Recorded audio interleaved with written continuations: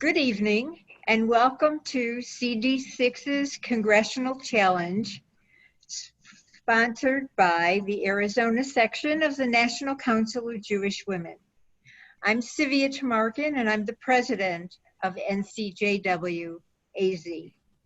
For those of you who may not be familiar with our organization, we are a grassroots national organization of volunteers and advocates committed to fighting for social justice, to safeguard individual rights and freedoms and improve the quality of life for women, children, and families. And while we're a nonpartisan group, we are all about advancing progressive social change within the framework of reproductive justice. And we create alliances and partnerships across all faiths and racial and ethnic groups to give voice to our common causes. Since its founding in 1893, NCJW has prioritized the most pressing issues of the moment. And now we are working to protect reproductive rights, to make sure that the Women's Health Protection Act is passed, and that Roe v. Wade remains accessible. We are working to protect immigration and detainees. We have been working across the board with numerous organizations. We filed an amicus brief in the recent Louisiana case that was before the Supreme Court. And we are constantly working to get out the vote, protect the vote, try to protect against voter suppression, try to prevent biased, unqualified judges from taking the bench. So we are always active. And if I might just take a moment, because as a documentary filmmaker and former television news executive, I know that people usually either walk out of the theater or turn off the set before the credits. So I would like to take a second to say, if you are a member, please join us and become involved in our armchair activism during the pandemic. And if you are not a member, please join our organization. We are very, very proud to be able, somebody needs to mute. We are very proud to be able to host this debate and to make an effort to understand the issues and the positions in this upcoming election.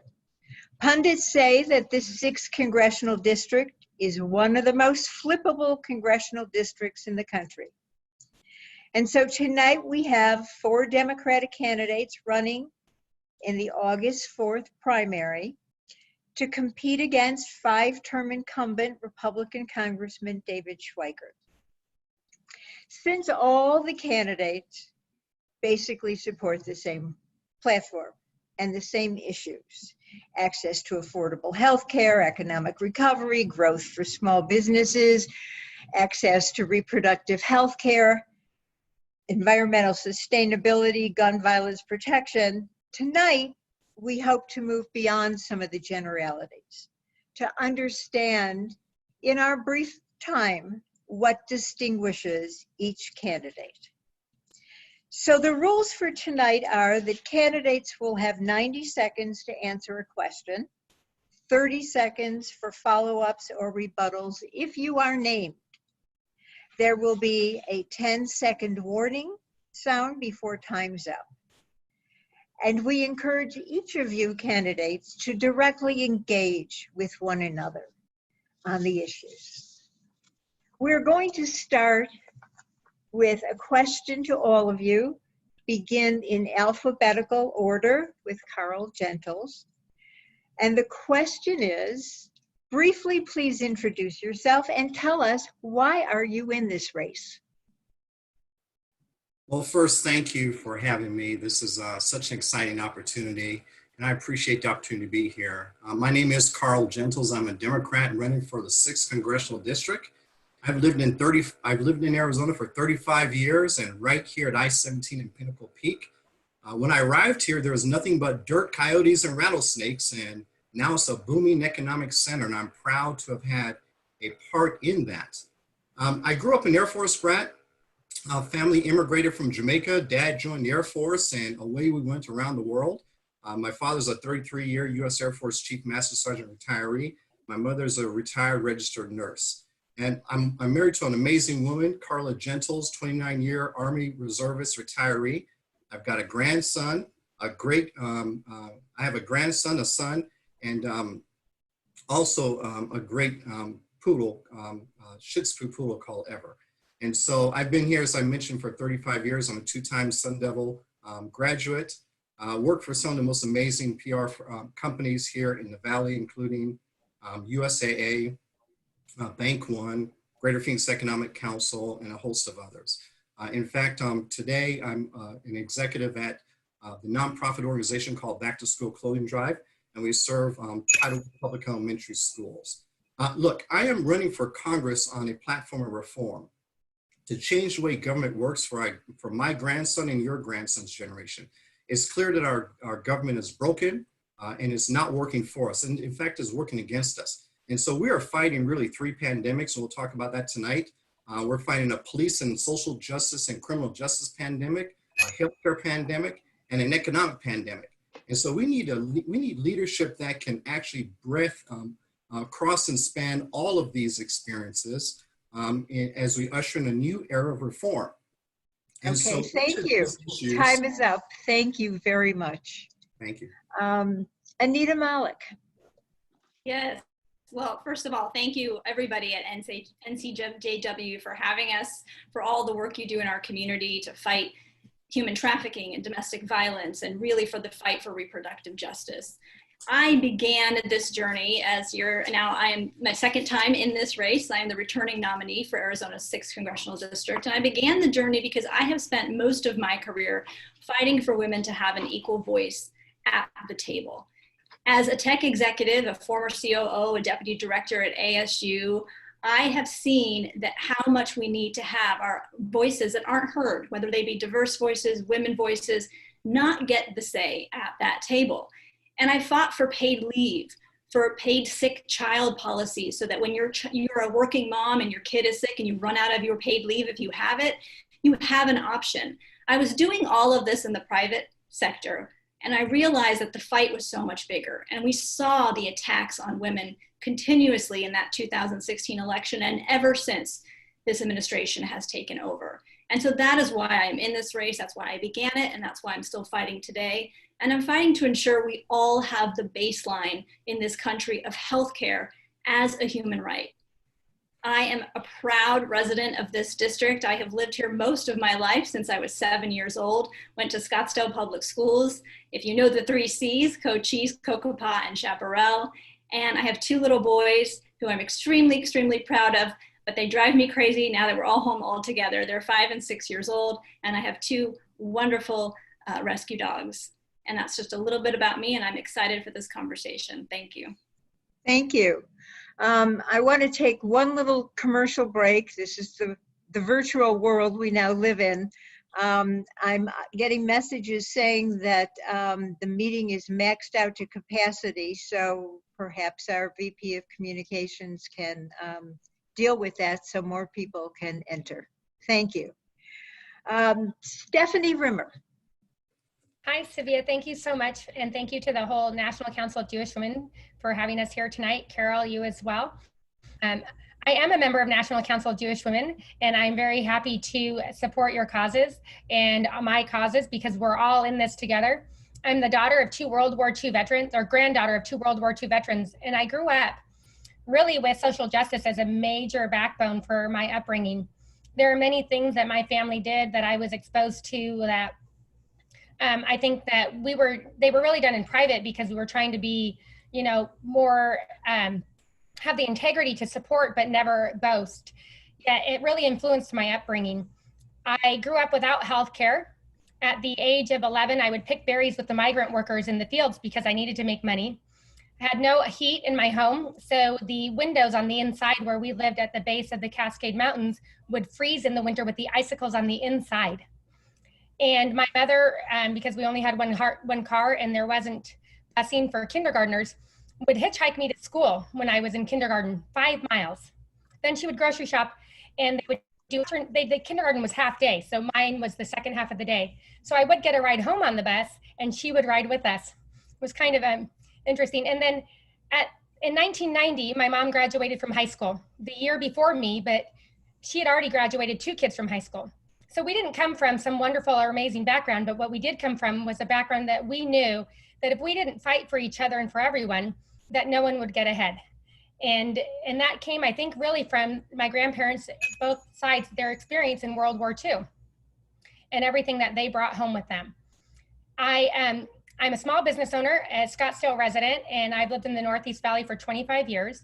I've been active in politics since 1988, when at the age of 14, I advocated for HIV/AIDS education.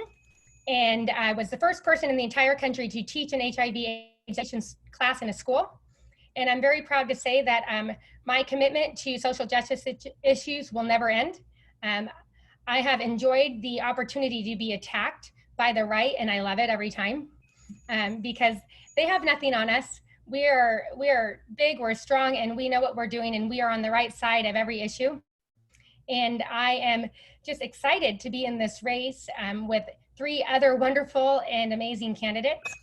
In 2016, I was an Athena Award nominee with the Phoenix Chamber for my 30 years of promoting positive and progressive change.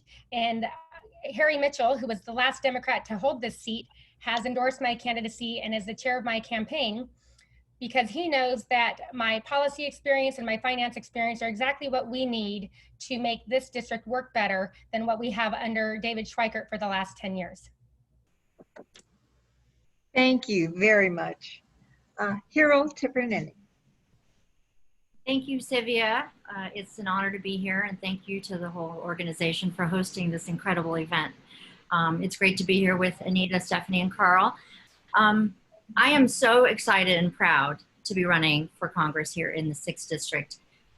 You know, I am a proud Arizona resident. I've lived here for almost 24 years. In fact, the end of this month will be our 24-year anniversary of being in the Valley. My 3 children are born and raised here in the Valley in Maricopa County. And for over 20 years, I have served these communities. First, as an emergency physician, taking care of families all across Maricopa County, north, south, east, and west, and then leading teams to research and invest in life-saving cancer treatments. In the emergency room, I saw firsthand the struggle of families time and time again that were the consequences of failed Washington leadership. I saw parents who were afraid and had come in too late with their sick child because they didn't know if they could afford health care in the bill. I saw women who waited too long after feeling a lump in their breast to seek care. I saw seniors who had exacerbated their chronic illnesses because they were rationing their medications that they could not afford. These are all a result of failed Washington leadership. And enough is enough. We know that we need change now more than ever. It's enough that we've had politicians, career politicians, who are focused primarily on their corporate donors and their lobbyists and have forgotten why they were elected to office in the first place. I am committed to making sure that Arizona 6 has a leader that is dedicated to them, that does not work for the corporations, that will put forth smart, bold, implementable solutions, whether it's about healthcare reform, climate change, economic infrastructure, or addressing gun violence. We can get it done. I'm determined to create those smart policies that will make our communities healthy and strong and thrive. And I'll do it without taking a dime of corporate PAC money, because I want to make sure that Arizonans know that it is them that I serve. Thank you. Thank you. We are having some technical difficulties, so I hope that everybody will hang in there. There's something with the live stream, and there was such interest in this debate that initially it was over capacity. So I hope everybody will be patient, and it is being examined. Anita Malik, you have boldly called yourself a progressive who embraces Medicare for all, built a grassroots movement, and like Hero, pledged not to take money from corporate PACs. Now, CD6 has been a conservative Republican district, and your moderate opponents say they are better positioned to win in November. after losing to David Schweikert in 2018. Why do you think that this time around voters are ready for your populist revolution? Thank you for the question.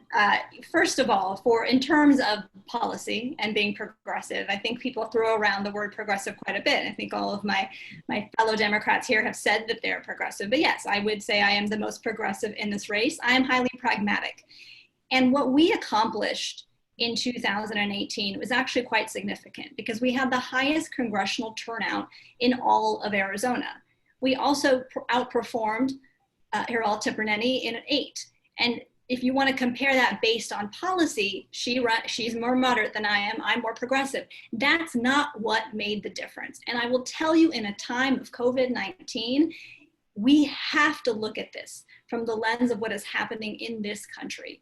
Reports came out this week that 10.1 million Americans, and that goes up significantly when you add dependents, will be out without health insurance by the end of the year from job loss. Employer-based coverage, which is what all of my friends here believe we need to keep, does not work. It is not giving us the continuity of care that we need in this country. People are without health insurance because there's no portability with it. So because of that, I believe that this district is ready. People know that. That's the reason, with my bold progressive views, we were able to win the primary last time. And that is what Democrats believe in. That's what our pure independents in this district also believe in. Getting the money out of politics and also standing up for healthcare as a right. Turnout is how we will win this election. And no matter what anyone says, you can't buy that type of energy. You have to work for it. You have to earn it. And we spent 3 years on the ground building that. We won't get Republicans that don't already want to vote against Trump, but what we can do is get the turnout. And all the political pundits will tell you that is how you flip a red district. I've inspired the turnout before because of a bold vision. You can move pragmatically toward that bold vision, but if you don't have the vision in the first place, you're not leading our country in the right direction. Thank you. I'm not sure our bell is working, but we will keep listening. Hiral, you would like to respond? Yes, I'd like to respond. You know, the math that you're citing is just off. First of all, you have to understand there's a difference in districts. This district is much more moderate. It's a district that went to Trump by 10. The progress I made in a much more deeply red district, that was a district that went to Trump by 21 points. And in fact, if how much we shifted the needle in November of 2018, if we had done that here in CD6, we would have another seat in Congress right now. So the number you're comparing is the number of the percentage of what the previous Democrat did against Schweikert. Well, if you were to compare that in CD8, we outperformed by 27 points. So we outperformed Hillary. We outperformed Kirsten Sinema. You did not. And look, we have the resources and the wherewithal, the enthusiasm, the grassroots support, the endorsements, all of these pieces. I am committed to getting this to the finish line. And I know that it's a responsibility when you choose to run for office to do everything you can to beat the opponent. And I am doing everything I can. We have outraised David Schweikert more than 2 to 1 every quarter. I'm the only Democrat that can say that. It takes resources to get your message out. We are proudly endorsed by 12 of the largest labor organizations in the state, as well as national organizations that line up with our values, like the Brady Organization, Planned Parenthood, NARAL, Emily's List, Human Rights Campaign, and more. We have worked incredibly hard. I have an army of volunteers, and we have had incredible grassroots momentum from the day we launched this campaign. We have the tools to best defeat David Schweikert. Okay. And I'm working very hard to get that. Thank you. Thank you very much. I'm going to direct the next question to Stephanie Rimmer. As a small business owner with a background in local community service, why are you the best prepared person to govern and represent the 6th district at this critical time? What do we have? Well, thank you, Sylvia.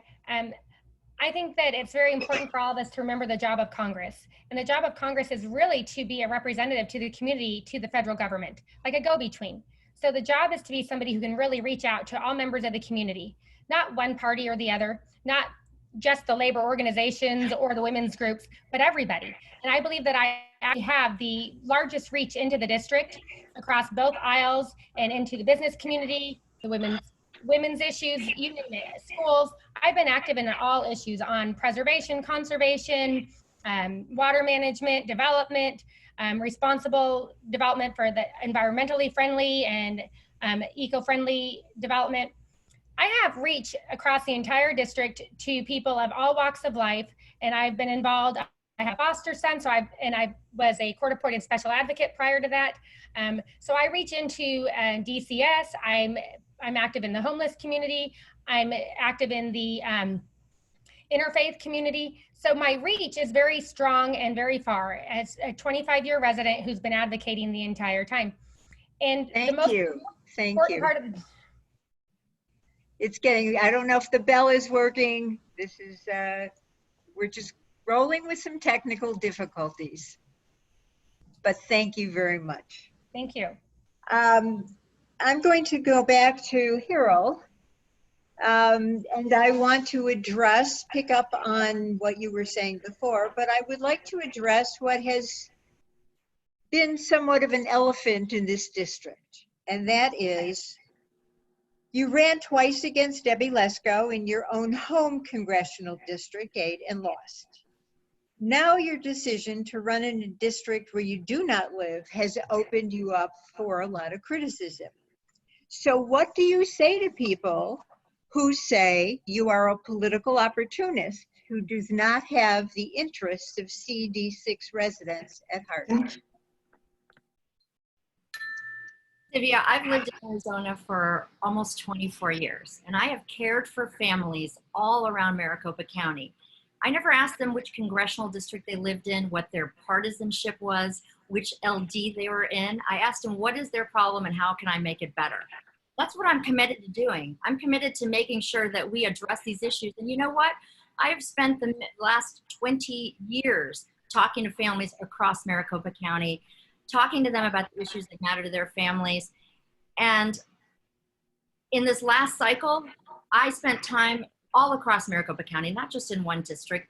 And let's be clear, talking about this elephant in the room, if I were to move my mailbox 20 yards into my backyard, would that give me a deeper understanding of the district?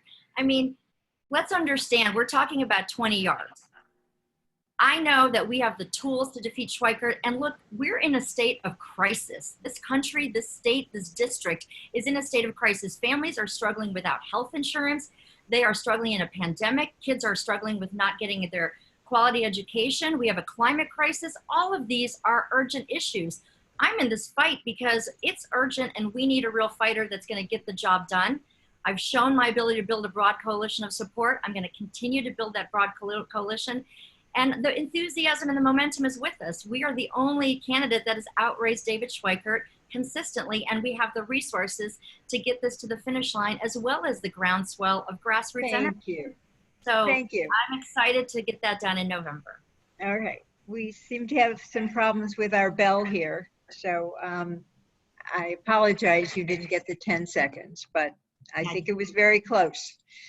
All right. Carl Gentles, you have said that you are the right candidate at the right time because of your experience and background. But as a political newcomer with a campaign that is far less funded than your opponents, why should voters put their confidence and trust in you to beat a 5-term incumbent? Well, it's pretty straightforward because I can win. And what we've heard in the dialogue up to now is we didn't hear anything about winning. We heard about losing. And we need somebody that actually can win, that has the background and the profile to actually get the job done. And so my background covers an awful lot of ground across the political spectrum. While this is my first run, I've been involved in politics for quite some time here in the Valley, for over 30 years. And so that experience allows me a very broad breadth of experience that brings a strong background and a strong a sense of what needs to take place for this community. Look, I have lived in this district for 20 plus years. My mailbox is in this district. My garage is in this district, and so is my backyard. And we have helped build this community.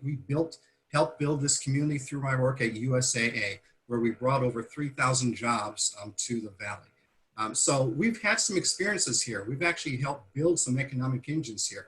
We've actually helped build people's lives here. And that has been a result of the work that we've done over the last 30 plus years here.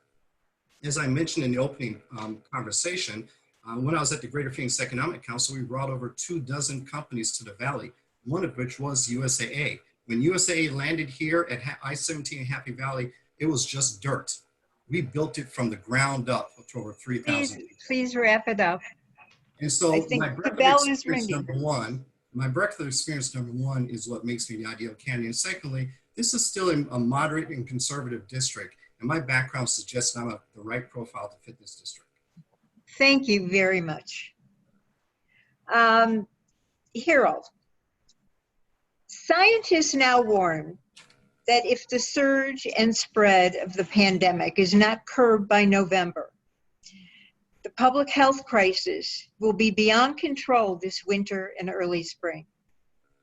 Your ads say that as an emergency room doctor and a cancer research advocate, you're accustomed to making quick decisions and finding solutions. Mhm. What should the federal government be doing to protect us? Great question. I appreciate that. Look, we need to address this crisis with the urgency that it warrants. And unfortunately, that's not been the case so far.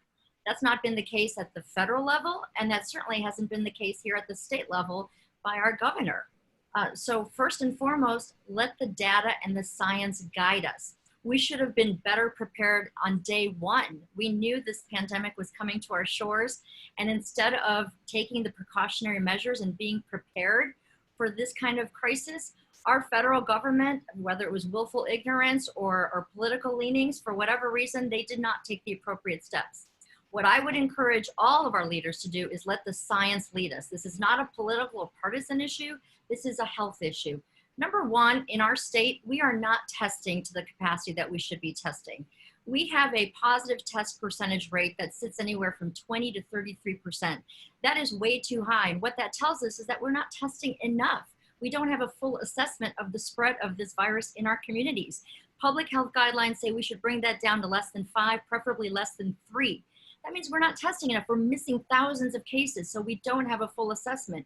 We need to make sure that we have a full supply chain of testing materials, of PPE. We're talking about a vaccine at some point in the next 18 months. We have to proactively address all that. What my ER training has taught me is to be proactive. You hope for the best, but you prepare for the worst. And you have those steps in place so you can look back and think, oh, you know what? That wasn't so bad. We were ready for it. And that's where our government has failed us. Thank you. Thank you. Stephanie, you support Affordable Care Act with a public option. Clearly, the ACA has problems. How specifically would you shore up and rebuild the ACA while implementing a public option at this time of skyrocketing deficits and economic downturn, yet make healthcare affordable and still protect Medicare and Social Security? You know, there's a lot that, thank you, Sylvia. There's a lot that we can do, and money is really in charge of all of our decisions. So what matters in Congress the most is somebody who understands money and the supply chain and how we, work the economy, but also how we deal with deficits. So I'm glad you asked this question. First, with the ACA, I think that immediately we need to put in all the provisions that we had in 2010 that we were promised. And that means the public option, the 9.5% caps on premiums. We need to cap out-of-pocket costs. But there are other things that I'd like to add based from what we've learned over time. I'd like to see us immediately put children from 0 to 5 on Medicare and give, not as a public option that we buy in, but to give our children access to healthcare right away. We need to change our view of what's going on for the next generation, and we can expand and grow into a better healthcare options for all children if we give them access to healthcare from day one. The other thing that we can do right away is to create a Medicare prescription drug plan that anyone can purchase. And so anyone who can purchase a Medicare prescription drug plan, whether they have employer coverage, private coverage of their own, or if they have the public option, we can give prescription drug coverage. And then if I've got 10 seconds left, I will add that we also, we can make the ACA accommodate people who have employer coverage and direct those funds to the public option for anyone who does not want it, and or who doesn't want their employer provided coverage, and that's not an option right now, even in the original bill. Thank you. Thank you. Carl, how will you ensure economic relief to Americans during this pandemic? Well, let me start by just addressing this this issue of money. We didn't set out to outraise anybody. We set out to raise the money that we need to win this race. And my ads are on TV right now. You'll see them running on network TV, on cable. And so we're doing just fine. So the challenge is not to outraise somebody. The challenge is to win this election. So Okay. on the economic side, there are a couple of things I would do right up front. First things first, people are absolutely in dire straits here. They've lost their jobs. There's economic uncertainty, and the uncertainty keeps building by the day by this administration, the Trump administration, and the #1 enabler of Donald Trump in Arizona, and David Stryker. So the couple of things I would do automatically, first things first, is I would ensure that people still can draw on their unemployment insurance. So I'd extend in unemployment insurance benefits to make sure that people continue to remain as whole as they possibly can. We know that's not all of what they'll need to continue to meet their needs, but at least it's something. The same thing I would do is I would extend another PPP loan program. But this time, here's what I would do. In terms of small businesses, I would cap the amount of revenue that you can qualify to get that loan at $1 million for a small business. I think 75% of the money that goes out the door should be for $1 million or less small businesses, because that's where really the sweet spot is in our small business engine. Then another 25% can go to small businesses that are above $1 million to $5 million. So I would shore those things up, because that's what people need. They need to make sure they've got the revenue coming in the door. Those small businesses need the revenue coming in the door so they can pay their people, and their people can continue to take care of their families. So those are two things I would do. Finally, here's what I would do on a national level is since the Trump administration has made corporate tax breaks permanent, I would make individual tax breaks permanent as well. And that's just fair play for American people. Thank you. Anita, in many ways, the same question to you. You've made it clear that you support Medicare for All system, and you've also acknowledged that would take a long time to rebuild the healthcare system and phase that in. But as you just said earlier, we're now at a point where 5 million American workers have lost their health insurance in the pandemic-driven recession, and estimates are that number could double by year's end. That also means people aren't going to doctors and hospitals, even those who are spreaders. What immediate measures would you propose for emergency healthcare needs in this crisis? So we need to definitely subsidize the ACA right now. So the argument by the Trump administration has been, well, we have the ACA, we don't need to bring on open enrollment again because people can get in. But there are gaps in coverage. My family, and I think I'm the only one here that is actually on the ACA. I understand how it works. I understand how COBRA works. And in both those cases, for these Americans that have lost their jobs, there will be times where they cannot go to the doctor because it's not a perfect system. And so we need to quickly, if we can't move to a Medicare for All system for the coronavirus right now, we need to quickly subsidize people that are on COBRA because they need that choice. This is a chronically ill country, and if somebody is going through dialysis, they have a chronic illness, they need to continue the care with the provider that has been taking care of them. And that is very, very critical, a part of continuity of care. Because with COBRA and with the ACA, there are those gaps of time. And with the ACA here in Arizona, there is a very limited supply of insurance on the ACA, which means you probably won't get your doctor. So those subsidies are key. We need to expand Medicare. We need to expand Medicaid. We need to make sure that there's strength in all of our single payer systems at this very, very critical time in our country. Thank you. Stephanie Rimmer. The Trump administration has reversed, revoked, or rolled back nearly 70 environmental protections, and more than 30 additional rollbacks are in progress. With all these cuts, what are your priorities for restoring the environment, protecting the health of communities that live near waste sites, and tackling climate change? Thank you, Sylvia. I'm active in the UN Global Compact Network, and what we do as corporations across the globe to tackle climate change is way beyond what our American government does. So top priority for me is to change procurement. If you put all the American governing agencies together, from the federal government all the way down to the smallest town council, we are the largest consumers in the world. And that means that we have to change how we spend our money if we really want to tackle climate change. And being in manufacturing and exporting, one thing that I can promise you is we keep old products on the shelf because we have contracts with government. And the government does not want to buy the new and the best and the latest and the most energy efficient products. Not our American government. In Mexico, nobody will buy a product that is outdated and old because they have a strapped electrical grid. We have a real issue with overconsumption in the United States. So changing procurement laws, first and foremost, is my biggest priority on the climate change. And that will also prevent executive orders and returning and reversing rules that roll back on those, because if we change procurement and put procurement priorities on how we spend money to energy efficient, renewable, and sustainable products, then all governing agencies that use federal funds, which are all of them for the most part, will have to buy products that are good for our environment. And then the other thing is I'd like to have a federal call to action on climate change that requires every single agency in the country to put together priorities for tackling sustainability and for reducing the use of carbon fuels. Thank you. Thank you. Harold, the same question to you. With all these cuts, what are your priorities for restoring the environment, protecting the public health of communities near waste sites, and tackling climate change?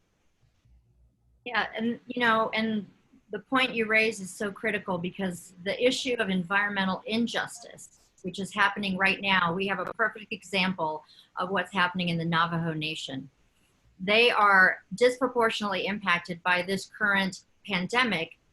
Many of those reasons that they are is because of the environmental issues. We're talking about a community that does not have consistent access to clean water. We're talking about a community that does not have strong infrastructure. We're talking about a community that has limited access to healthcare and so forth. So that issue of environmental injustice is so critical to our health as well. It is really a comprehensive issue. Look, I'm really proud of the fact that we've been very strong and fierce on our addressing of climate crisis. We are proudly endorsed by the League of Conservation Voters. And in fact, we just had a town hall last night or 2 nights ago to talk about exactly this. The fact that we need to prioritize investing in things like infrastructure, water conservation. Imagine not only the benefits of that to our environment and protection of natural resources, but also to job creation and revenue creation. Also, look, Arizona has not nearly tapped into its reservoir potential in solar power, in wind power, and hydroelectric. This is happening because we have too many special interests that are standing in the way. We have to fully explore those opportunities, and that's why someone like Schweikert is very dangerous, because he continues to take money from those fossil fuel industries and he blocks these efforts. We have to make sure we invest in true innovative technologies. We have amazing things coming out of our local universities, Arizona State University of Arizona, issues of battery capacitance, integrating the grid, carbon capture technology. All of these things require our attention, because we have to be leading the charge to a renewable energy economy, which will not only protect our public lands and our resources, but it will also address this issue of environmental justice. Thank you. Anita, to you with the same question. Yes, But yes. with the addendum here of how do we tackle all these things? Where do we find the resources to tackle all of this and still protect the costs that must be expended for Medicare, for Social Security, etc.? Mhm. It's a very good question, a very good point. But I want to start, and I will answer it, but I kind of want to start with where David Schweikert is on this, because we often fail to recognize this in this district. And if you lived here long enough, you know that people think, okay, he's said some bad things about climate change before, and now he's sitting and he's trying to sit on a committee in DC saying that he is for climate change, right? But we have to look at his votes. And this is kind of touching on our indigenous communities, because he has voted last year against protecting our Grand Canyon, our treasure, from mining. So this is such a critical issue that spans so many different aspects of protecting our climate and our environment. And to answer your question, Sylvia, we have to, and no one's really talked about this, but we have to look at the subsidies that this country puts into fossil fuels. We put billions of dollars into fossil fuels every year. We support it. That is why we have this issue with campaign finance and lobbying. All of it comes together to see what is happening to our environment. If we remove those subsidies and move them to renewable clean energies, that is a first step that's not taking any more money out of the pie. And it brings that money into clean energy, lets us start to innovate around it to bring the cost down, enables us to give grants into our lower income areas, into our Black and brown communities that are struggling the most with these issues. Because right now the cost of solar might not be too high for some people, but it is still too high for these areas. And we need those grants into those communities. So it has to be that we shift our priorities as a country, and we have to be bold about that. And then create the jobs around renewable energy and give those jobs to our communities that so desperately need well-paying jobs, innovate around this, educate people, and build toward a clean future. Thank you. And Carl, your response to the same question. Can you repeat the question? Question is, with all of the rollbacks and cuts on environmental protection under this administration, what are your priorities for restoring the environment, protecting the public health of communities on waste sites or near waste sites, and tackling climate change? Well, you know, one of the first things I would do when I get to Congress, and this is, of course, ensuring that Donald Trump is out of office and David Schweikert is out of office, is I would do everything I could to restore the issues that the Trump administration has stripped away in climate change right now. And so one of the things I need to really make sure people understand is that, you know, this environmental issue is a really serious social justice issue as well. And so when we have issues of social justice and climate change issues, a lot of those issues affect people of color primarily. And so we absolutely have to protect our social justice and our climate in our people of color communities, because quite frankly, that's where most of all the bad pollution happens, is in those communities. And so first thing is that we have to make sure that whenever there's a new company being built, number one, it's got to be a clean energy company. And we can do that. That's within our grasp. Here in Arizona, we are losing and missing the battle when it comes to climate change and affecting climate change, because we're not even harnessing the solar and wind power that we have here at our fingertips. And I think there's an awful lot more that we can do just on the business side and on the individual side to harness clean energy, and also to harness the solar and wind power that we have here in abundance. And so I would start by making solar energy a lot more available to the individual household. I would look at providing a lot more incentives that allows people to put those solar panels on their rooftops, and also for businesses to incentivize them to use solar power. And so there are a variety of things that we can do, but it's got to include both business and individual support. Thank you very much. I'm going to ask a question that I would like all of you to answer and respond to. And that is many of the residents in CD6 are over 65 or approaching 65.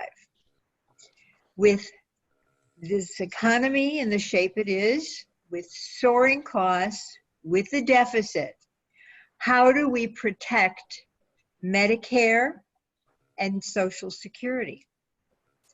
Carol? That's an incredibly important question. Thank you for asking that, Sylvia.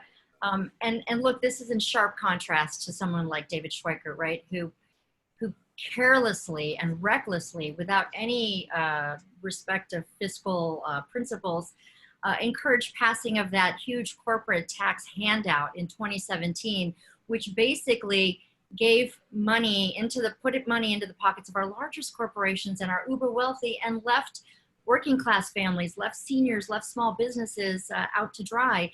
And now, in order to pay off that deficit, they're proposing deep cuts into Medicare, Medicaid, and Social Security. That's unconscionable and that's unacceptable. Look, my healthcare plan actually, which promotes a robust public option about purchasing Medicare from the marketplace, actually helps to protect and expand the solvency of Medicare. What it does is it allows Medicare to compete in the marketplace with the private insurance companies, which enhances competition. It gives us more choice and it drives down costs, but it also adds millions more folks into that are actually buying into it. So they're putting revenue in, it enhances solvency, and it strengthens our ability to negotiate for lower drug prices. So that actually is very protective of Medicare.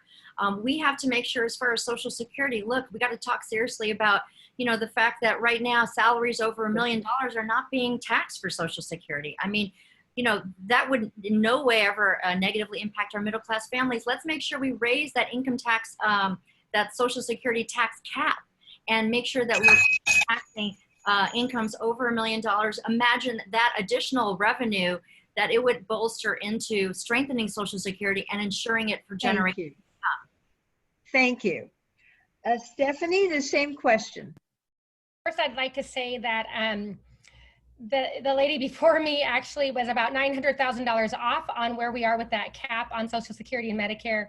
So that's a pretty important point. And that beyond that, I think it's really important to consider that the number one issue we're talking about is a revenue issue. And this is actually where Congress went wrong with this whole CARES Act, because they gave away money and then there was no revenue. Goods didn't exchange hand, revenues weren't made, there weren't profits, it was just a money giveaway. And with the $600 billion PPP, that's 1 week's of GDP. We can't keep anything alive with 1 week GDP. So we have to be talking about how we generate revenue. We have a $22 trillion economy, and that supports our Social Security and our Medicare. We need to reach full employment, that tackles equity. And then we need to have everybody in a house. So we aren't focused on rental assistance. So we need to increase housing and homeownership. And we need to actually tackle the real issue that is behind our government's big balloon on what we do with our money is supporting people. We need to make people self-sufficient so that they are earning a paycheck and they're feeding into FICA and they are paying Social Security, Medicare. So full employment is the biggest reason that we need, the biggest thing that we can do to tackle and create a strong economy that supports Social Security and Medicare. And I'm a business owner, and revenue is what drives everything. And if you gave me money to pay an employee, but I didn't sell a good, I don't have a profit. And the profits and the incomes of Americans is what drives tax revenue, and that is what makes sure that government is strong. Thank you. Thank you. Okay. Anita, same question. I think this is one of those issues where we're not going to have a whole lot of different things to say, because I agree, raise the cap. That is a significant piece, and I think Stephanie was referring to the amount that the cap is currently in her answer. But regardless, raising the cap is critical to saving and preserving and strengthening Social Security. David Schweikert has put out chart after chart after chart of false numbers to showcase that Social Security doesn't have solvency, that it will be gone. And that is simply not true. We fact-checked him several times. This is something he will attack repeatedly, and it is very important for us to protect. And with Medicare, part of my plan to to get to that single payer vision really is that buy-in, is strengthening it.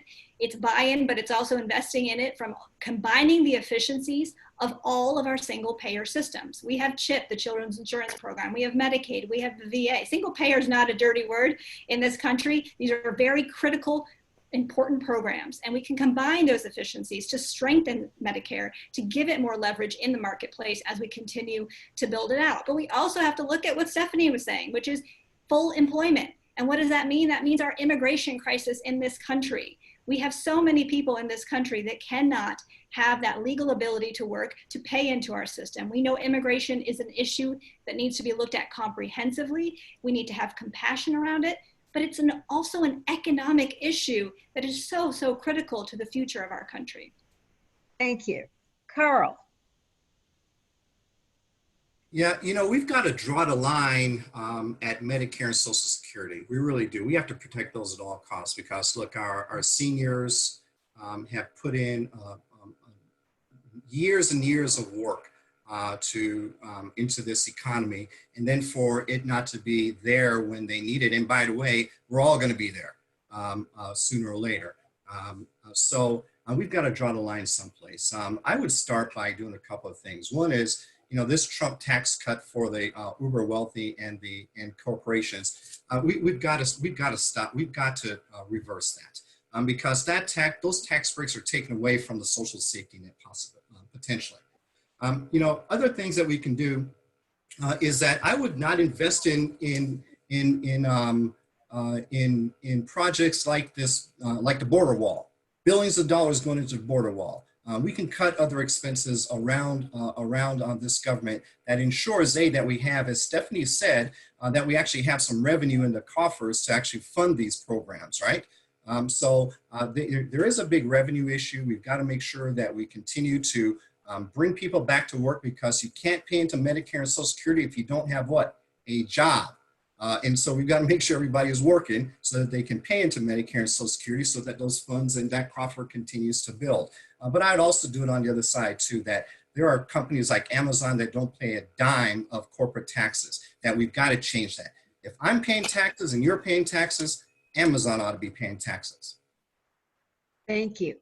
Hi, Sylvia. My name was mentioned twice. My name was mentioned twice by Anita and Carl. I think I'd like to point out that when somebody gets a local tax break, that's not a federal tax break. So we need to keep that in mind. But those dollars don't go into FICA anyway. But I do think that it's important to note that full employment should be the best answer and the best fix, and that is absolutely. I think Carl and Anita both reiterated that full employment is the #1 goal. Oh boy, I heard my name. Oh, go ahead. Carl, do you have a response? No, look, we absolutely have to make sure that companies are paying their full share here. We can't give tax breaks to big oil companies and companies that have great lobbyists on the Hill that are taking out money out of our coffers. And so we absolutely have to tackle that issue head on. That is a significant issue and a driver on why we're facing this crisis now. But I do believe that a full employment execution, although full employment, it looks like it's going to be a long way away from now. And hopefully this economy comes back, that we'll have enough people putting money into the system again. Thank you. Sylvia, if I might, I mean, she was very clever in calling me the lady before her, but I mean, I think she was referring to me. So I just wanted to comment. I know what the cap is. I was suggesting that we tax incomes over $1 million. But in addition to that, I might point out that I'm the only candidate that's running against David Schweiker that actually pays payroll tax to her staff, to all of her employees. I provide health care as well as payroll tax. So it's not okay just to talk the talk. We got to walk the walk if we're going to really be able to defeat Schweiker. Thank you. Since my name was brought up. Hold on. If that's okay, Sylvia. Is that okay? Go ahead. Okay. Well, I would just like to say our campaign 100% is very grassroots. We have very limited staff, and it's something that I worked out individually with them. It's not that we don't care about it, but as someone that has created jobs and actually run a small business and has paid payroll, I do completely understand what full employment looks like. I have spent many, many years as a small business owner. We currently still own our own business. I've been an entrepreneur and I've created jobs. So there's a big difference there. And I think that that was kind of an unnecessary attack, Carol.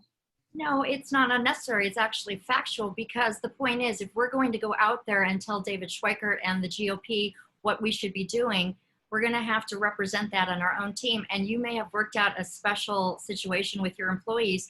How many folks out there are able to work out that special situation? We have to, if we're going to protect our working families, it has to start with us. And I'm really proud to say that I provide healthcare and I do pay payroll tax on all of my staff, because that's what we're fighting for. And I can't not walk the walk if I'm going to. Thank you. All right, thank you. We're going to move on to another question because we're running out of time. I hope everyone understands that we may go over a little bit because we were having some technical difficulties. But let me ask you this. Carl, what is the single most important issue facing the voters in CD6?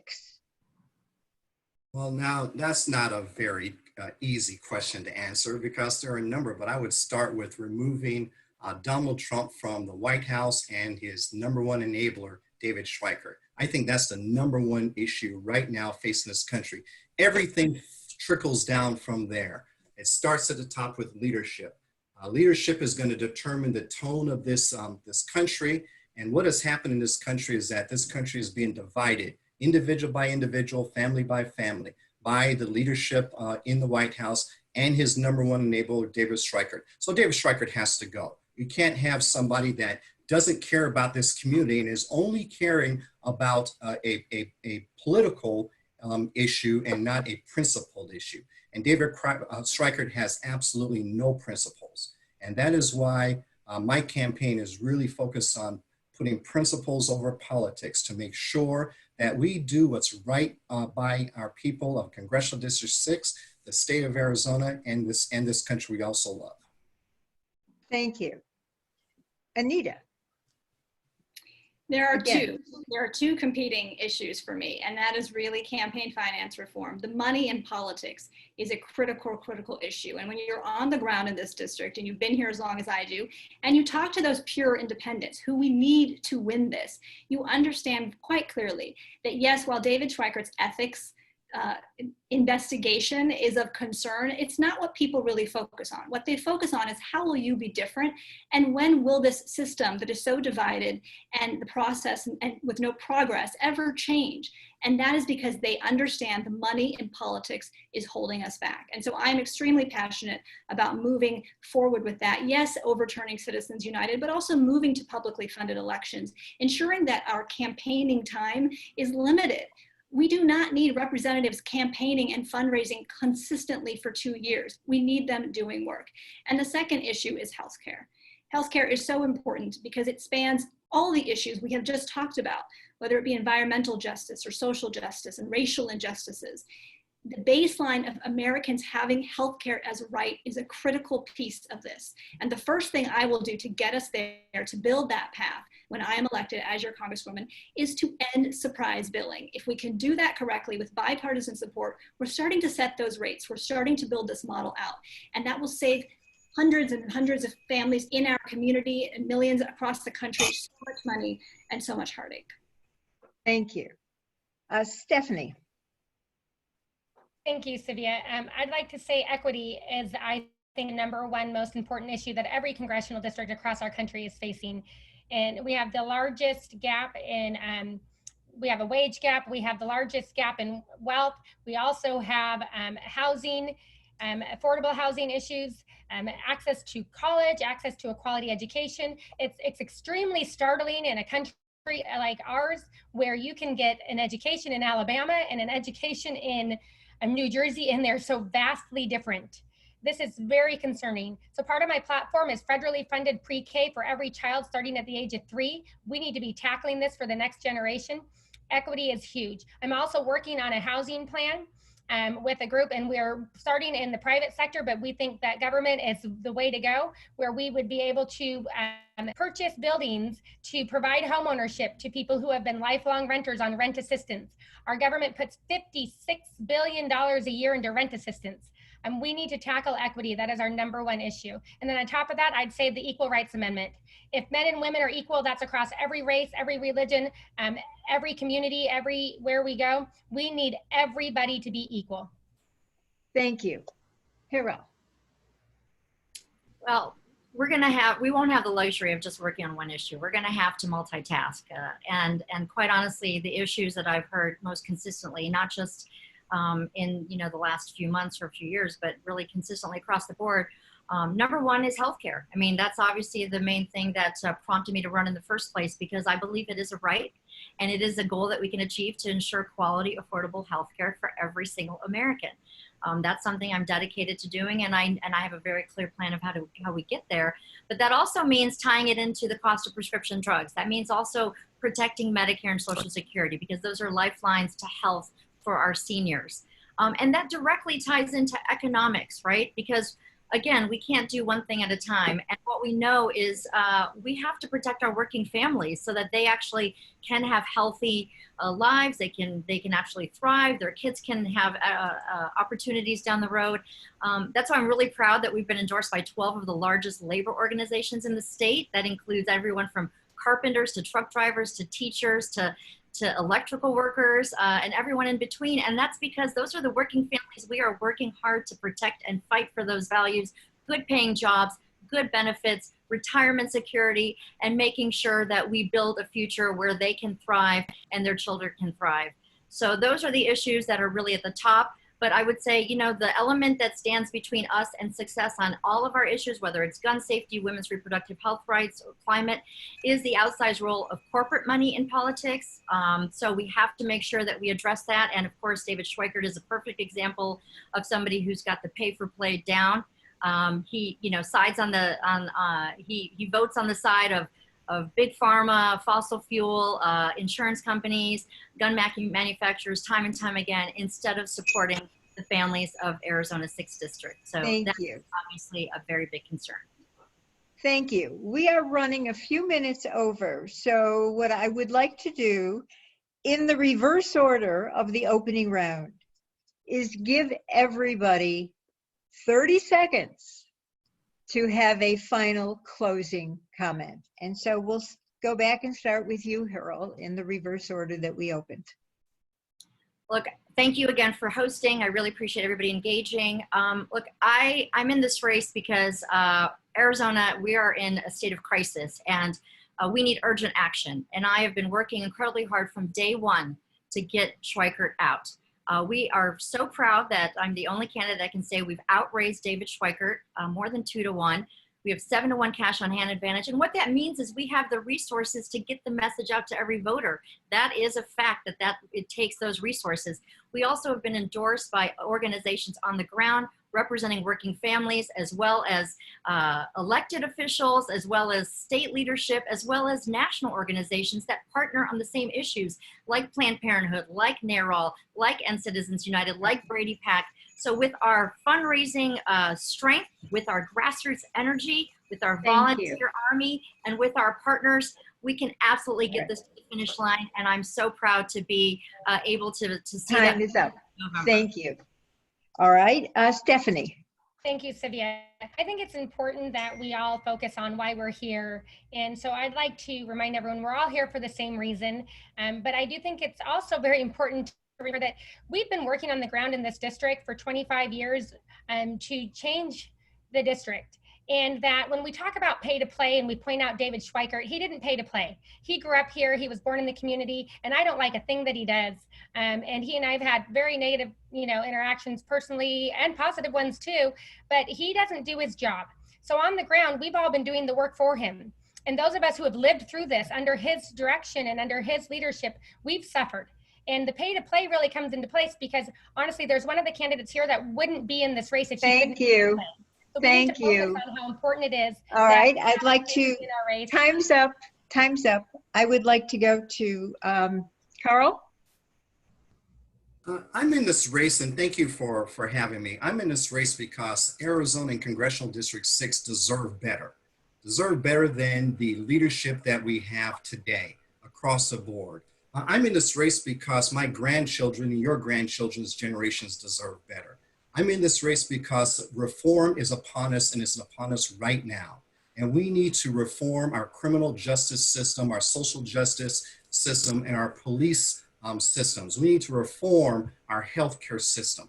We need to make sure that as many people as possible are covered. We need to make sure that we have enough strength to bring this economy back. I'm in this race because we need real leadership. We need new Thank leadership. you. And I thank you for having me. Thank you. And Anita. Yes, thank you for having me. Primaries are so important to our democracy. They give us a chance to ask those tough questions and to choose the candidate that really aligns with our values. But we cannot make the mistake of buying into a false narrative that we've seen play out time and time again, where the most money wins. The most money doesn't always win because it takes more than money. It takes an infrastructure. It takes what we've built over 3 years, which is a base in this district, and almost 700 volunteers now. It takes access to the community because you've lived here and you understand it, and you have conversations at your local schools when your kids are being at the drop-off line. It takes somebody that understands the economics and the tech side, like David Schweikert thinks he knows so well. Thank you very much. Again, thank you so much for all of the candidates for agreeing to participate in this congressional challenge. Thank you to our audience and participants for viewing and also for having the patience to endure through some technical glitches. But we appreciate your attendance at this. I also like to take a moment to thank our Senior Vice President of Policy and Advocacy, Carol Consalvo, for reaching out to the candidates and putting this together. Thank you all very much, and good night. Good night. Thank you. Good night. Good Bye-bye. night. Good Take night. care. Stay healthy.